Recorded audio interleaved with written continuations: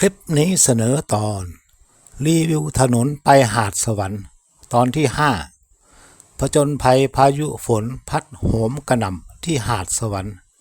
วันจันทร์ที่22กันยายนพศ2568นี่เป็นแผนที่ของหาดสวรรค์นะครับหาดสวรรค์อยู่ปลายด้านขวามือนะครับใกล้ๆกันก็จะเป็นบ้านนาว่าครับเป็นหมู่บ้านนาว่าก็มีของกินของใช้มีอาหารอะไรมีร้านค้าอยู่นะครับมีปั๊มน้ำมันด้วยครับท่านใดอยากจะไปค้างคืนนะครับแต่ว่ามันล้างแล้วนะครับหาดสวรรค์เนี่ยไม่มีเจ้าหน้าที่อยู่นะครับมีแต่พานเบ็ดพานปลาแหละครับท้องถิ่นผมกางเต็นท์เสร็จก็เอาของหนักเข้าไปวางในเต็นท์กันเต็นท์ปลิวเป็นเต็นท์กางออโต้นะครับกางไม่ได้ยากเลยนี่เป็นภาพอย่างสวยงามเลยครับหัวเมฆฝนชุดนี้ลอยมาผ่านหน้าไปทางขวามือนะครับจากซ้ายไปขวาทำเอาฝนตกลงเขื่อนอุบลรัตน์อย่างสวยงามเลยครับเหมือนพายุวันสิ้นโลกเลยผมใช้กล้อง Panasonic Lumix GX85 ถ่ายแช่เอาไว้แต่ผมยืนจับเต็นท์ตากฝนอยู่ชั่วโมงกว่าพอลมพัดเบาลงมาดูกล้องอีกทีแบตหมดฮะกล้องปิดตัวเองลงไม่ได้ไฟล์ไม่ได้คลิปเลยครับได้ไฟล์ชำรุดมาแทนเป็นไฟล์นามสกุล .mdt ครับยังหาวิธีเปิดไม่ได้เลยอันนี้ค่อนข้างที่จะแย่หน่อยไม่อย่างนั้นอย่างสวยเลยครับภาพพายุ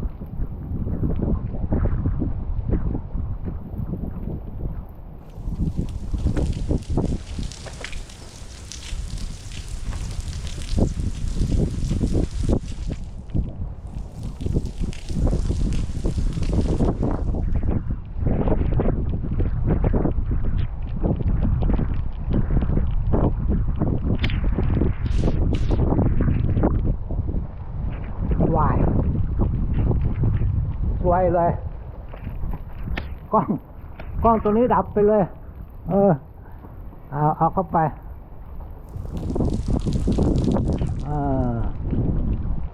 ดับไปแล้ว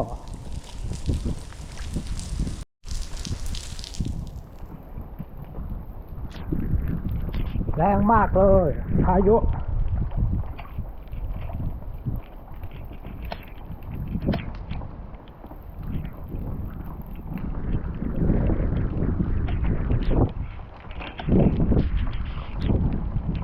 เอาไงครับท่านผู้ชม เป็นผู้ประสบภัยซะแล้วบ่ายโมงครึ่งยืนจับเต็นท์อยู่ชั่วโมงหนึ่งยังดีที่กินข้าวเที่ยงเสร็จก็มาเลยเดี๋ยวต้องหาที่นอนใหม่แล้วล่ะ ลมแรงไงพายุน้อยเปียกมาลอย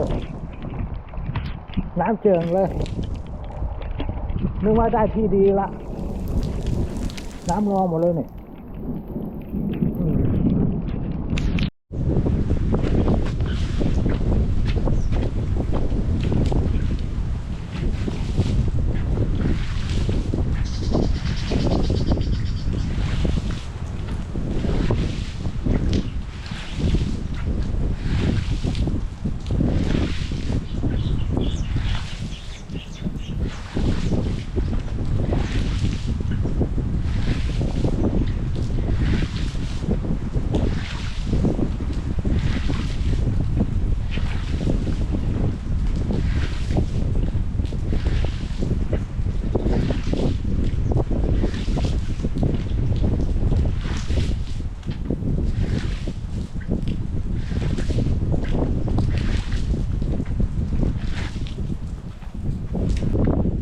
ตอนนี้ก็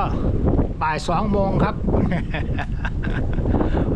ผจญกับพายุอยู่2 ชั่วโมงเที่ยงมาบ่ายโมงมาบ่าย2อะไรก็ทุเราแล้วไม่ไหวครับ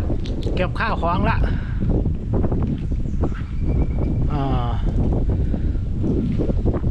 เดี๋ยวหาที่นอนใหม่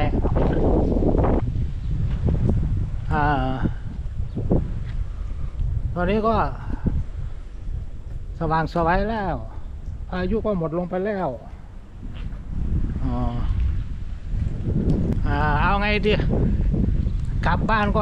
ไม่ถึงแล้ว2 ทุ่มนั่นแหละเดี๋ยวไปดูร้านค้าสวัสดิการครับถ้าไม่ได้ก็ไปนอนรีสอร์ท นอนรีสอร์ทก็แค่นั้นแหละเนาะโอเคกัน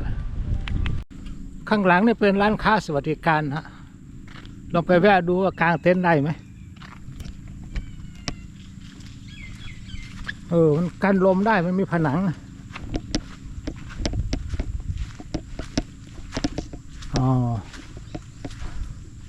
นอนคนเดียวนะเนี่ยมีเจ้าถิ่นมาด้วย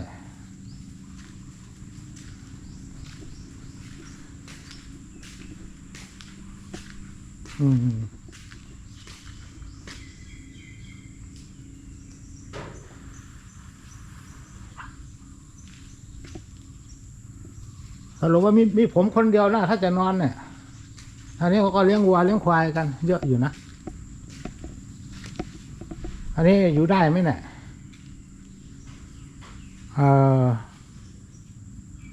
อยู่กับเจ้าถิ่นบล็อกเอาไงดีตอนนี้ก็บ่าย2 กว่าแล้วเอานี่ไงบ้านใครเนี่ยมีบ้านควรอยู่บ้างเนี่ยตัวเป็นอาคารห้องน้ำเป็นเขาปิดตายไปแล้วครับไม่ให้ใช้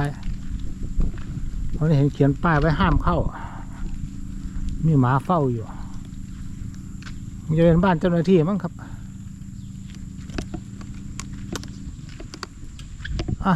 สร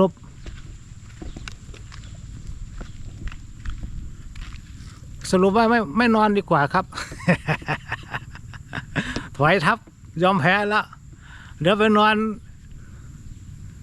รีสอร์ทมันมีรีสอร์ทที่ผ่านมามีรีสอร์ทอยู่ที่นึงก็นอนตรงนั้นพรุ่งนี้เช้าตื่นมาก็กลับก็พอแล้วล่ะ มันไม่มีใครอยู่ด้วยอ่ะเกิดเป็นปัญหาขึ้นมาเรายุ่งเลยเนาะ